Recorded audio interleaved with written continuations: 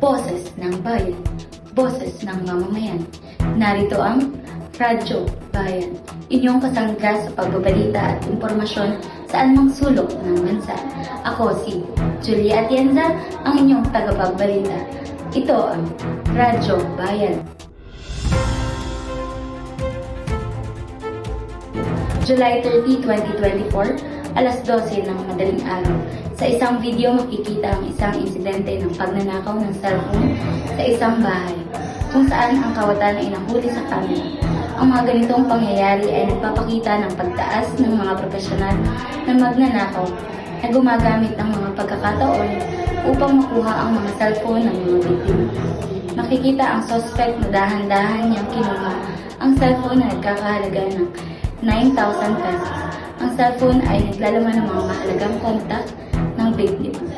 Nalaman ng mga otoridad ang kinaroroonan ng suspect matapos may mag-tip mula sa mga netizen na nakapanood ng insidente sa social media. Ang suspect ay may iba pang record ng pagnanakaw sa kanilang barangay. Ang mga insidenteng ito ay nagpapakita ng pangangailangan para sa mas mahigpit na seguridad at pag-iingat sa mga pampublikong lugar. Nagbabalita, Julia Atienza.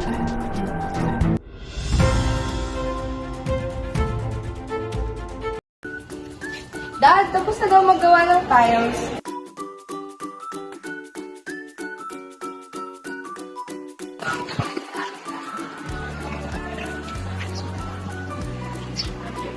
Ate Dorotel, Yes po, sir. alam niyo po, mahalaga sa akin ang bawat detalye. Gusto ko yung gawang profesional, malinis, at maganda. Opo, sir. Hindi lang po kayo may gusto ng gawang professional. Yan po ang pangako namin sa bawat proyekto namin tinatanggap. May halong puso. Napansin ko nga, malinis yung pagkakakabit and maayos yung line. Salamat po, sir. Yan po talaga ang aming pangako sa bawat proyekto ng aming tatanggapin. Ang mapaganda ang inyong tahanan.